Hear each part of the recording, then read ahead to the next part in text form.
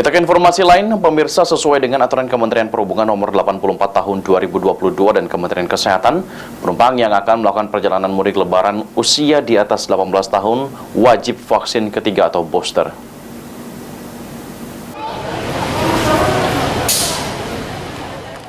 Sesuai dengan surat edaran Kementerian Perhubungan nomor 84 tahun 2022 dan Kementerian Kesehatan, penumpang yang akan melakukan perjalanan mudik lebaran usia di atas 18 tahun wajib vaksin ketiga atau booster. PT KAI Divri 3 Palembang telah menetapkan masa angkutan lebaran H-10 dan H+11 atau 12 April hingga 3 Mei 2023 dengan tujuan KA Bukit Serelo relasi Kertapati Lubuk Linggau Kertapati, Kereta Raja Basa relasi Kertapati Tanjung Karang, dan kereta komersial Sindang Marga relasi Kertapati Lubuk Linggau maupun kereta Raja Basa relasi Kertapati Tanjung Karang untuk keberangkatan 16 April hingga 26 April 2023 telah habis terjual.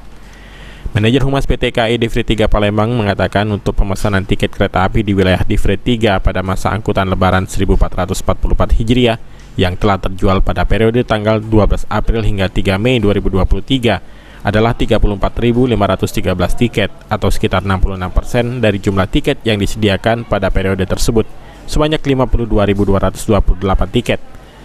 Selain itu, Aida menghimbau agar masyarakat yang menggunakan kereta api untuk merencanakan mudik dengan baik, termasuk mematuhi syarat-syarat perjalanan yang telah ditetapkan agar mudik lebaran tahun ini aman dan lancar.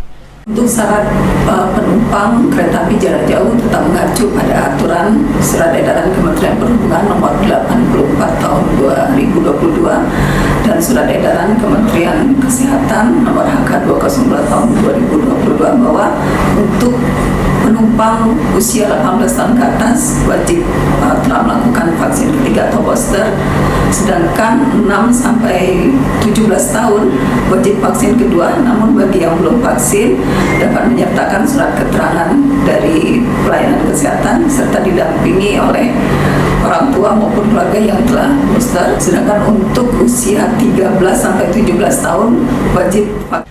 Abidin Riwanto, PAL TV.